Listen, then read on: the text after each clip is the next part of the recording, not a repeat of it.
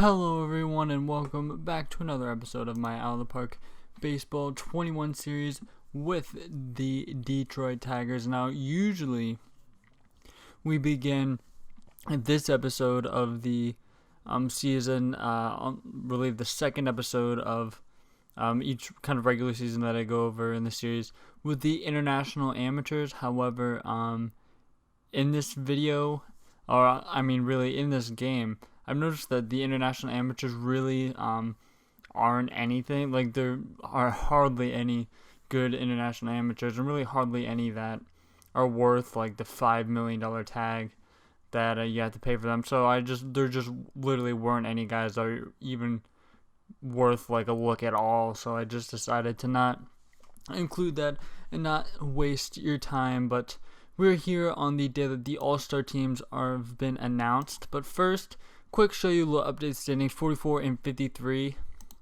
So kind of coming back a little bit, and then seeing how we are in the wild card race here. The Blue Jays and Mariners look to have quite a stranglehold on both the wild card spots at this point. And then there's a whole mess of teams on the outside looking in of that kind of where we are in that group of teams, but at the very end of that list. And the Indians are going to win our division. They're running away with it. And they're also the best team in baseball, I do believe, by record, and they are. They're 64 and 33. So, the odds for us making the playoffs this season do not look great.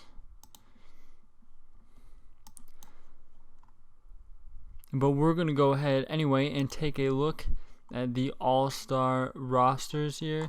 Looking first at, of course, the American League, our league, and Michael Flores, who is on the injured list. He gets the nod as a reliever, which is kind of interesting because he has started some games, especially of recent.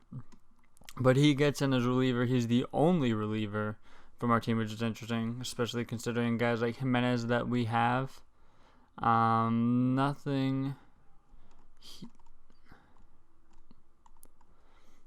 Nothing here catcher-wise, which, isn't that surprising.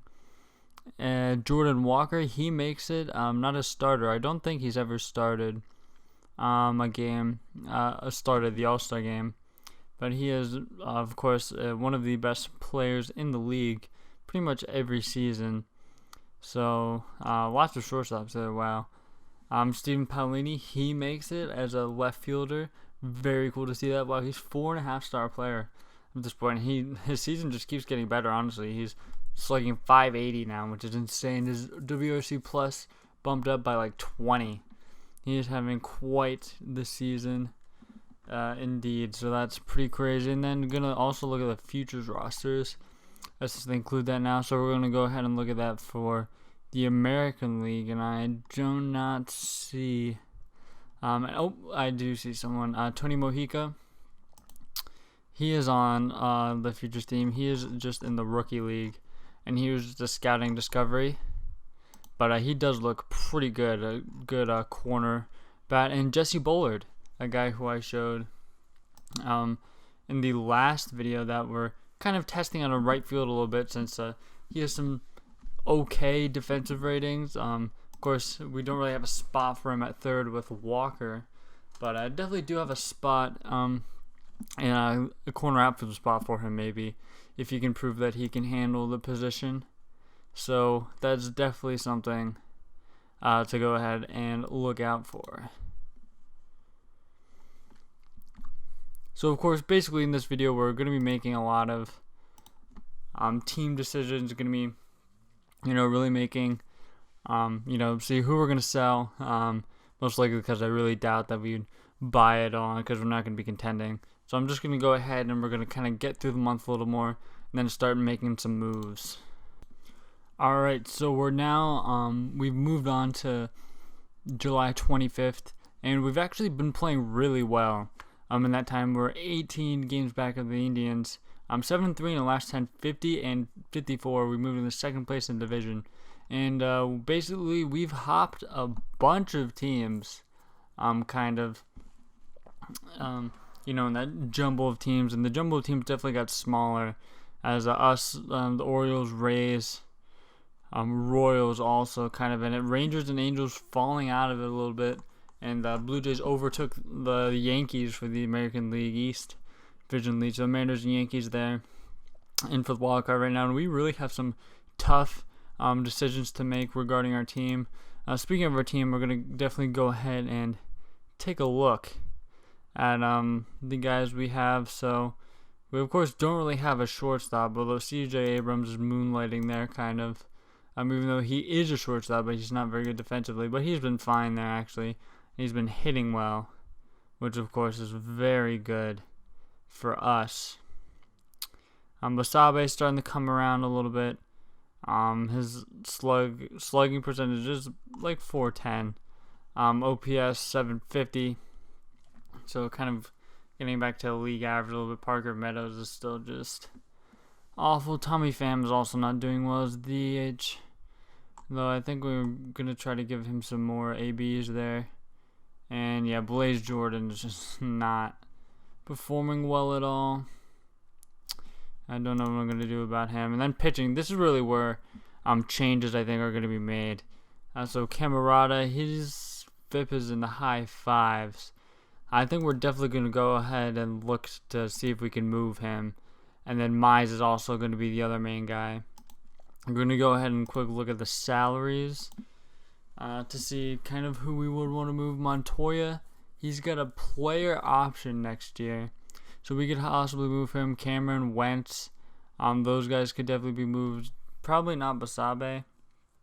But, I mean, pretty much all these guys are candidates to be moved. And I'm definitely going to check out what I can get for them in the market. But I'm not going to, show, every single, evaluation they make. Because, of course, that'll go too long. But I'll check in with you guys when I find some moves that I think would be good or interesting to make.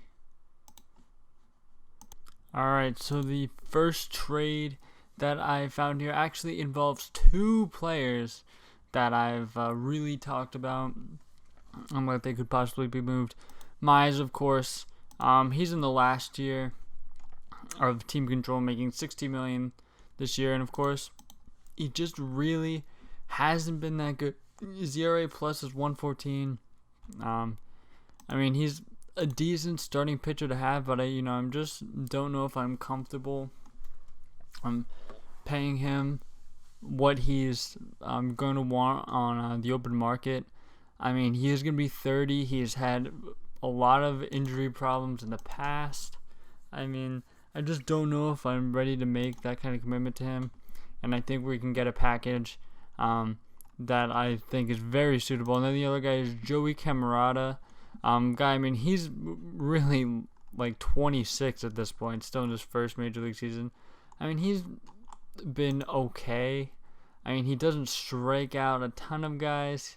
He also doesn't walk a ton of guys. I mean, he's been okay, I suppose. I mean, he's just kind of been a meh starter to this point. I mean, he's the number 1 prospect in baseball, and he just hasn't progressed his whole career, and he's got a questionable work ethic, so I'm going to kind of maybe put that in part of why, he hasn't really progressed at all. And then here we have Juan De Leon, who's just basically throwing. I mean, he's nothing. He's just a kind of lefty arm that I don't really think is going to be anything, which is why I'm comfortable in offering him. Now here is the first guy. We have Cesar Sanchez, guy who's a dynamite defensive center fielder. He is rangy. He can make all of the plays out there in center. And he can also get on base. And he's been in the majors for 8 games this year. In Double-A, he has a 343 on base percentage. And in Single-A, he also had a 357 on base percentage. So this guy, he plays fantastic defense. Not a great hitter, but he can get on base a little bit, which of course is a very, very valuable skill.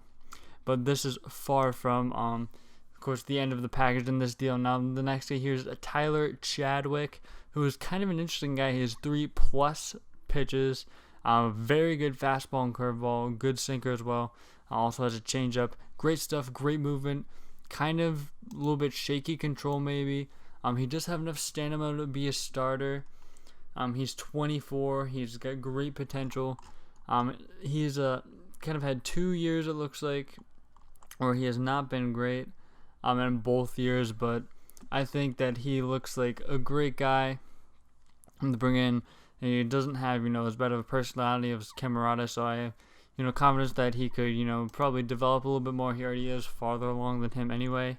Then here we have the third guy who I think really could be something. We have Ciro Villopadua.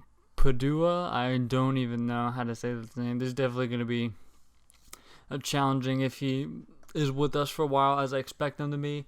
I'm not a rangy outfielder, but a great corner guy. Doesn't make many mistakes out there, and also has a cannon for an arm. And also, this guy mashes. He just hits. All this guy does is just hit homers and get on base. And what could you ask for, more than that? Has struggled in the transition to AA here, but I'm sure he will be a fine addition to our team. He looks like a fantastic guy to bring in. And so, yeah, that's going to be the deal. I definitely think we're getting good value here. I kind of shopped these guys individually, didn't really find anything. Shopped Mize, was able to get Sanchez, and then I kind of just pieced this deal together. But I think this is a great deal that, is definitely going to benefit us for the future. Frees up a lot of money, with Mize, getting rid of him. And we're definitely going to have a lot of money to play with, and also a lot of young pieces. So it's definitely going to be interesting to see how that plays out. So we're going to go ahead and complete that, and then go ahead and kind of look at some other moves. One more trade that I'm going to pull off. I was pretty undecided about this trade, but after another day of simming, I think, this is finally just something we have to do. Daz Cameron, he just has to go. His hitting ratings have declined a ton. His hitting ratings just aren't there anymore.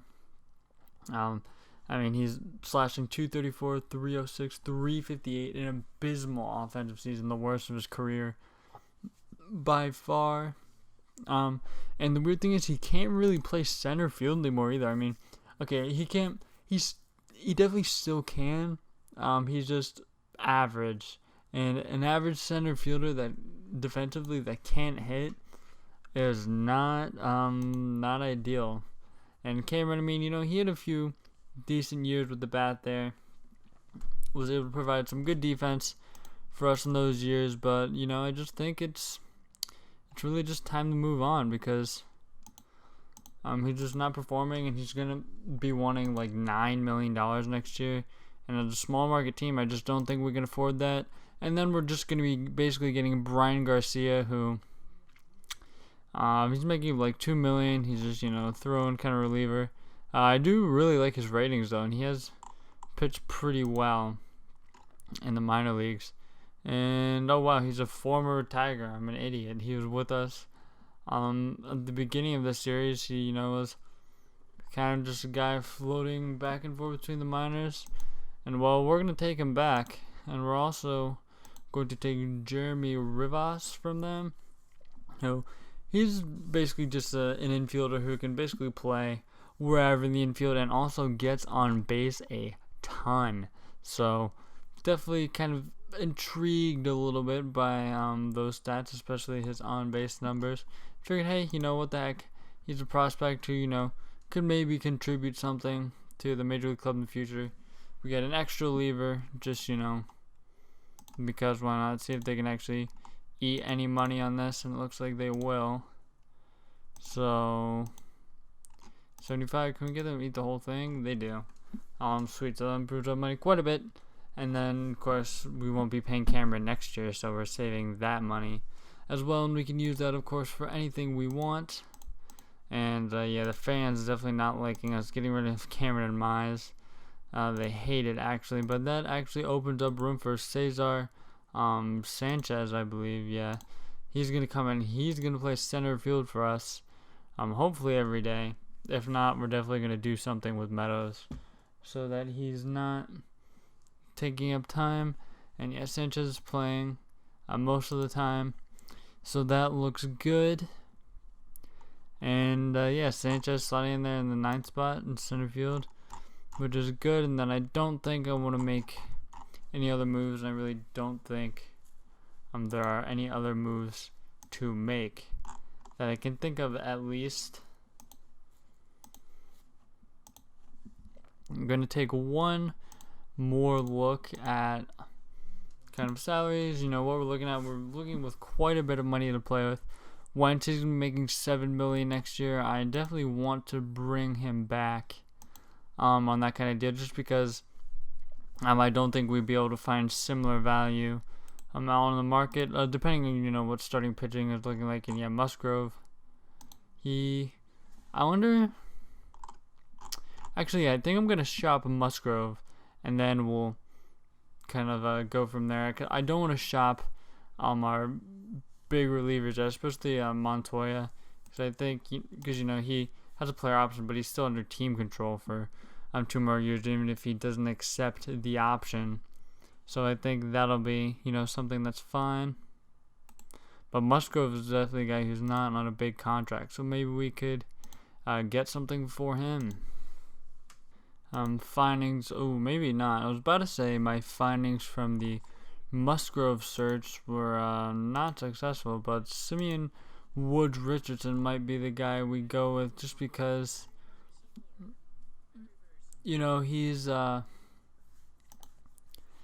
mid-20s guy who could project as a starter or reliever. But I mean, Musgrove's not making anything, and we're not going to be able to pay him. So, I'm thinking, why not? Wood Richardson, let's actually see how he's been in the major leagues. He had a good 22-year-old season. Maybe not good, but serviceable. The only thing is, we're not going to go with Musgrove, because I think we're going to go after the qualifying offer from him next year, because he's looking for like $13 million for a bunch of years. So if we give him like that $15 million for 1 year, I doubt he would take that. So I think that's actually what we're going to do. So yeah, I think we're definitely done. I'm making trades for now then. So I'm just going to do it for this episode. Actually, it might be a short episode. I'm not quite sure how the timing is going to work out, since in the recording this is split up a lot. But again, thank you guys for watching. I really do appreciate it, and I'll see you guys next episode.